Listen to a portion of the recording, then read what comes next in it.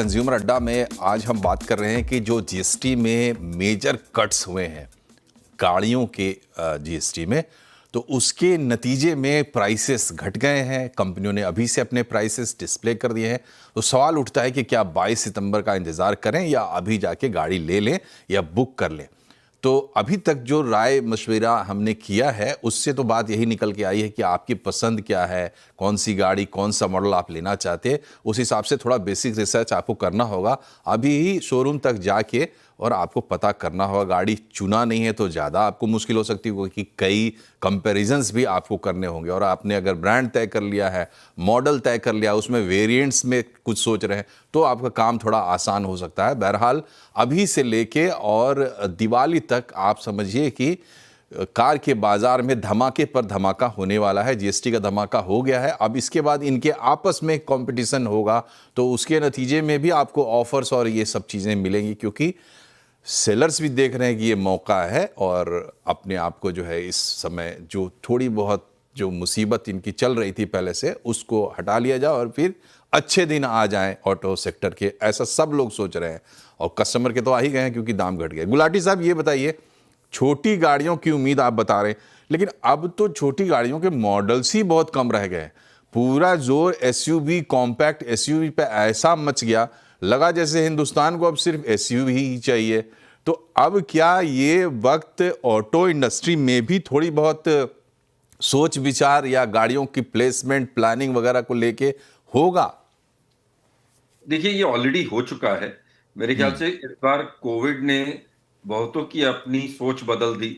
कुछ कहा जाए, किया ने जब लॉन्च किया था सेल्टोस फीचर्स लॉन्च किए थे, उससे बहुत सोच बदल गई। और आज कोई भी आदमी जब अपने लिए गाड़ी खरीदता है, वो उसे लगभग ऐसा लगता है कि क्या मैं अपने ड्राइंग रूम को अपनी गाड़ी तक एक्सटेंड कर दूं, या मतलब मैं जैसे अपने घर में कोई गाना सुन रहा हूं और मैं गाड़ी में बैठूं, वही गाना वहां से कंटिन्यू हो जाए, या मैं जिस हिसाब से म्यूजिक सिस्टम या लाइट सिस्टम अपने घर में चलाता हूं, वही क्यों ना गाड़ियों में हो जाए। और आजकल के मैन्युफैक्चरर्स ने इस कस्टमर की जो डिजायर है, इसके ऊपर बहुत सारे फीचर्स गाड़ी में लॉन्च कर दिए हैं। तो इसलिए ये प्रीमियमाइजेशन बढ़ गया है। और दूसरा, कोविड से एक और फायदा हुआ, फायदा बोलूंगा या सोच बदली। जो लोग कहते थे कि भाई क्या करेंगे, हम रेंट पे गाड़ी ले लेंगे, उबर चला लेंगे, उन्होंने वो योलो वाला समझाया कि मैं सिर्फ एक ही बार जिंदगी है, क्यों ना पूरा ऐश करें। उस चक्कर में लोगों ने अपनी इच्छाएं पूरी करने के लिए गाड़ियों को और अच्छे फीचर्स वाली गाड़ी खरीदने की वो चालू की। और ये 3-4 साल से चल रहा है। और लकीली क्या है, हिंदुस्तान में जो हमारी गाड़ियां हैं, जो टाटा और महिंद्रा है, इन्होंने भी अपनी प्रोडक्ट की क्वालिटी बहुत अच्छी कर दी। बल्कि महिंद्रा की जो अभी इलेक्ट्रिक व्हीकल है, अगर वो देख ले तो टेस्ला का, या इवन ऐसे अभी भी लगता है जैसे कॉन्सेप्ट कार है। इतने फीचर्स, इतना लुक अच्छा। इस वजह से भी लोगों को जब ऑप्शंस मिलने लग गए, तो वो ऑप्शंस के हिसाब से उन्होंने अपनी इच्छाएं पूरी की। बट जैसा कि आपने एंट्री लेवल कार कहा है, नो डाउट हमारा जो एंट्री लेवल का परसेंटेज है, एक 60% का भी हुआ था, आज गिर करके 40% आ गया है। कंपैक्ट एसयूवीज और एसयूवीज 50% से ऊपर आ चुका है। लेकिन ये जो जीएसटी का बेनिफिट है, ये मान लीजिए अगर प्रीमियम पे 10% का बेनिफिट मिल भी रहा है, तो ये वो कस्टमर है जिसकी प्राइस इलास्टिसिटी या उसकी गाड़ी खरीदने की क्षमता में 2-4-5 हजार या 2-4-5-10% के फर्क की वजह से वो गाड़ी का डिसीजन नहीं चेंज करता। लेकिन एक एंट्री लेवल जो होता है, जहां पे एक सैलरी क्लास या मिडिल क्लास या फार्मर या रूरल पर्सन, अगर 50 हजार गाड़ी महंगी होती है उसके बजट से, तो वो सोचता है ना लूं, मैं यूज्ड कार ले लूं या काम चला लूं। आज का जो ये 50-60 हजार की उसे छूट मिलेगी एंट्री लेवल कार में, नो डाउट आप सही कह रहे हैं, एंट्री लेवल कार में बहुत ऑप्शन नहीं है, दो ही चार है। बट ये भी मानिए कि जो आदमी उस लेवल पे है, उसके लिए एंट्री लेवल कार एक बहुत ही अच्छी इमेज बूस्टर है। उसको ये फर्क नहीं पड़ता कि मेरे पास 12 ऑप्शन है कि 4 है। उसको ये जी, जी। खुशी होती है कि एटलीस्ट मेरे घर पे गाड़ी आई। और जी, अब क्योंकि बिल्कुल सही। 50 हजार सस्ता हो गया है, तो उसके बजट में आ गई, उसकी थिंकिंग में आ गई। इसीलिए जी, हमें जी। उम्मीद है कि एंट्री लेवल कार में दोबारा से एक जोर आना चाहिए। जी, जी। और असली मज़ा कार खरीदने का जो है वो एंट्री लेवल बायर को ही आता है, ये बहुत बड़ी सच्चाई है। और कैसे हिंदुस्तान की सच्चाई इतनी तेज़ी से बदल गई कि 60% लोग एंट्री लेवल पे 60% बायर्स थे और अब वो घट के पता नहीं कितने परसेंट रह गए हैं, लेकिन काफ़ी कम हो गया है। तो ये डायनामिक्स कैसे चेंज हुए? मनीष साहब, आपको क्या लगता है, क्या ये एक ओवरहॉल भी है ऑटो इंडस्ट्री के लिए? अगर ये मौका साबित होता है, ये इवेंट बहुत अच्छा, तो ओवरहॉल होगा और आपको लगता है कि कार मार्केट में बहुत सारे लोगों को ये मौका मिल जाएगा कि भाई चलिए हम ये गाड़ी लेना चाहते थे, अब छूट मिल रहा है तो थोड़ी बड़ी गाड़ी में अपग्रेड कर जाएं।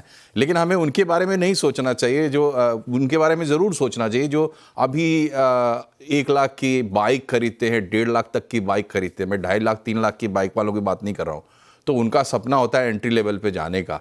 क्या आपको भी लगता है मनीष साहब कि उनके लिए ये एक मौका होगा और ये एक इशारा होगा ऑटो मेकर्स के लिए भी कि इस सेगमेंट की थोड़ी ज़्यादा ही उपेक्षा हो गई? नहीं, आपका कहना बिल्कुल सही है मनोज जी कि ये इंडिया की ऑटोमोबाइल इकोसिस्टम में ट्रूली एक ट्रांसफॉर्मेशनल इवेंट है। ये नॉर्मल इवेंट नहीं है। ये पहले जैसे हर साल एक्साइज ड्यूटी की कटौती होती थी, कभी वैट का रेट चेंज हो जाता था, ये वैसी वाली टैक्स की इवेंट नहीं है। ये पूरी ऑटोमोबाइल इकोसिस्टम के लिए ट्रांसफॉर्मेशनल इवेंट है। और ये ट्रांसफॉर्मेशनल इवेंट जब हुई है, इसमें से 2-3 नतीजे आ सकते हैं। एक तो है कि आपने जैसे बिल्कुल सही बताया, प्रीमियमाइजेशन के ऊपर बहुत फोकस हो जाएगा और हर हर व्यक्ति यही चाहेगा कि मैं जो प्लान कर रहा था उससे एक स्तर ऊपर जाऊं या नेक्स्ट स्तर ऊपर जाऊं, मैं दूसरा वेरिएंट लूं या दूसरा कोई मॉडल ले लूं या और कोई फीचर्स ले लूं उसमें। सो प्रीमियमाइजेशन तो डेफिनेट होगा इसमें। दूसरा और बहुत इंपॉर्टेंट फैक्टर इसमें यह है कि इसमें एक बहुत बड़ी फील गुड फैक्टर आ गई है पूरी इकोनॉमी में। जी और जी वो जी। सिर्फ और ऑटो सेक्टर में जो फील गुड फैक्टर आई है, वो सिर्फ ऑटो सेक्टर की वजह से नहीं आ रही है, वो ओवरऑल आप अगर देखेंगे सब जगह में, जी तो जी। हर हर फैमिली की जो बजट है उसमें ठीक अभी है। कटौती हुई है, एक्सपेंडिचर ठीक है कटौती हुई मनीष है। साहब, तो हम भी दुआ करते हैं कि जो बातें आप कह रहे हो वो सच साबित हो और एक नई उड़ान यहाँ से हम लें, क्योंकि ऑटो सेक्टर, ऑटो ही नहीं है, सभी जगह जीएसटी कट्स हुए हैं, जनरल हुए हैं और अच्छे संकेत आ रहे हैं इकोनॉमी पर भी। गुलाटी साहब को आपको तो अलग से शुभकामना कि double Diwali, double festive season हो आपके लिए। और हम उम्मीद करते हैं कि सब कुछ वैसे ही होगा जैसे हमने बातचीत की। और एक टिप दर्शकों को ये भी है कि देखिए, ये जो जीएसटी घटा है 22 सितंबर ड्यू डेट है, वहाँ से शुरू होगा, लेकिन ये कब तक चलेगा आप कह नहीं सकते। डायनेमिक्स कभी भी चेंज हो सकते हैं, बिजनेस इन्वायरमेंट है, इकोनॉमी है, इसके बारे में कोई भविष्यवाणी नहीं होती। जो सामने जो है उसका फ़ायदा अगर उठाना हो तो हिचकिचाएं नहीं, ज़रूर उठाएं। कार्यक्रम में फिलहाल इतना ही। नमस्कार।